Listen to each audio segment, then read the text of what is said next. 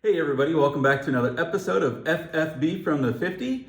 This is one of our Fireside Chats, and joining me today is Miss Karlie Grundy, who has a fantastic fantasy football story to share about her first fantasy football draft that she ever participated in. So Karlie, I'm going to let you talk because you told me the story. I thought it was hilarious. I said, we need to get you on this channel. You need to share the story because this is perfect. Just so you know, Elisa, one of my processors who I did a fantasy Fireside Chat, she flat out asked me, hey, when it comes time to drafting a fantasy football team, can I just pick players based upon the way they look or if I like their uniform? And I said, absolutely.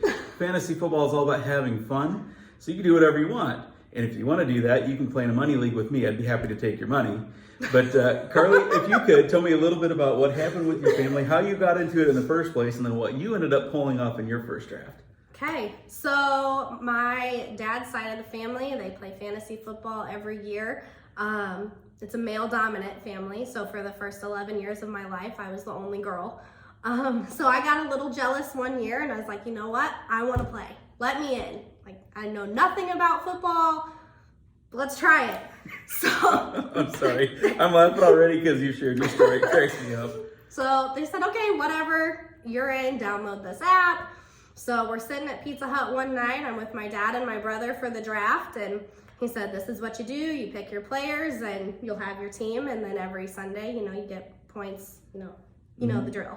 So I didn't know that you were supposed to switch positions when you pick your players. And I just thought, okay, this guy's cute, he's all right. This one's beefy. He's probably a good player, whatever. Ooh, lime green and blue. Seahawks it is. Yeah. Right? Good color scheme. Yeah. That's why I like the Seahawks. Right. I was a Bears fan, and then I'm like, oh, Bears. Seahawks, their uniforms are pretty. All right, I'll wear that jersey on Sundays. So the end of the draft comes, and I'm like, all right, Dad, how'd I do? Showed him my phone. He's like, great. You're not going to win. You have all quarterbacks.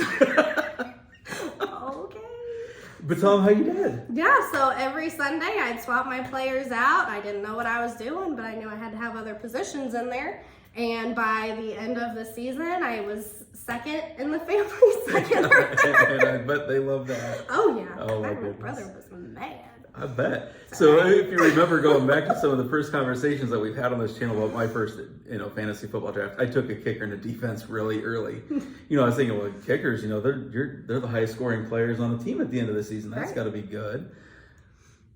No. That's my logic. No. That's my kind of logic.